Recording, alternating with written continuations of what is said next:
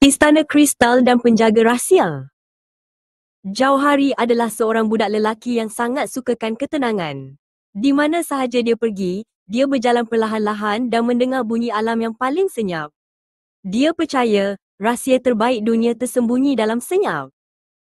Suatu hari, di sebalik sebatang pokok beringin yang sangat tua, Jauhari ternampak satu laluan kecil yang berkilauan. Pintu masuknya dihiasi dengan lumut ungu dan sedikit percikan debu kristal. Jauhari menolak pintu itu perlahan-lahan. Langkahnya sangat berhati-hati. Di hadapannya terbentang Istana Kristal. Cahaya di dalamnya sangat terang, tetapi tidak menyakitkan mata.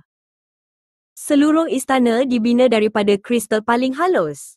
Rak-raknya menyimpan berbola kaca, ukiran ais yang tidak mencair, dan tiang-tiang berkilauan. Ia sangat cantik, tetapi kelihatan sangat rapuh. Tiba-tiba, satu bayang besar bergerak di sudut. Jauhari terdiam. Itu Bima, penjaga rahsia istana. Bima ialah penjaga yang besar, tetapi matanya lembut dan senyap seperti salji. "Selamat datang, anak yang tahu erti senyap," kata Bima, suaranya seperti angin lembut. "Istana ini rapuh. Ia dijaga oleh bisikan dan hormat. Jika ada bunyi kuat atau kasar, semua kristal akan retak." Jauhari mengangguk faham. Dia cuba berjalan lebih senyap lagi. Tetapi, apabila dia berpaling untuk melihat patung ais yang cantik, sikunya tersentuh sedikit pada rak berhampiran. Kering. Bunyi kristal kecil itu bergetar sangat nyaring dalam kesunyian istana.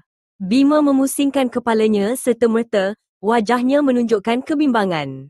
Tiang kristal di hadapan mereka memancarkan retakan halus. Jauhari tahu dia telah tersilap.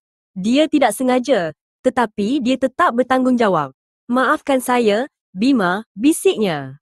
"Saya janji, saya akan sentiasa ingat bahawa perkara yang paling indah memerlukan penjagaan yang paling lembut." Bima tersenyum, senyuman yang jarang. "Kini kamu tahu rahsia istana ini, Jauhari. Rahsia itu bukan hanya tentang kristal, tetapi tentang menghormati perkara yang rapuh." Jauhari berjanji akan menjadi penjaga rahsia yang baru dan senyap.